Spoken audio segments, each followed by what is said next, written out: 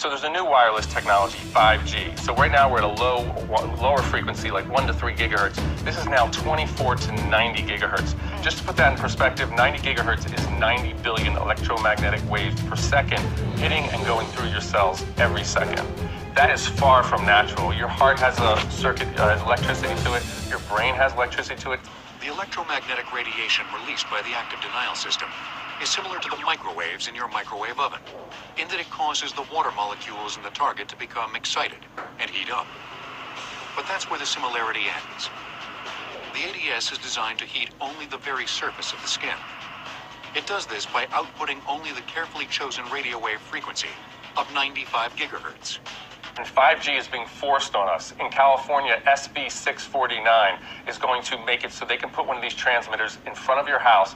And some Willoughby Hills council members say the mayor broke the law by approving the project. And to find out that the mayor had signed it months before the first meeting was held, I think that's just wrong. And frankly, at our December meeting, we asked the mayor, not once but twice, did you sign any agreement with Verizon or the representatives? He said no both times. Did you sign this lease without consulting residents? Yes, I did. Did you sign this lease without consulting residents? Yes, I did. Mayor Robert Weger admitted he approved the project without talking to residents, but told me City Council was in on the deal. A deal that could have Willoughby Hills facing a lawsuit if it doesn't follow through. And 5G doesn't travel very well because it's very dense. But there is a catch. Millimeter waves can't travel well through buildings or other obstacles, and they tend to be absorbed by plants and rain. To get around this problem, we'll need technology number 2, small cell networks. Today's wireless networks rely on large, high-powered cell towers to broadcast their signals over long distances. But remember, higher frequency millimeter waves have a harder time traveling through obstacles, which means if you move behind one, you lose your signal.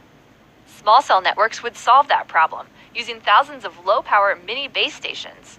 These base stations would be much closer together than traditional towers, forming a sort of relay team to transmit signals around obstacles.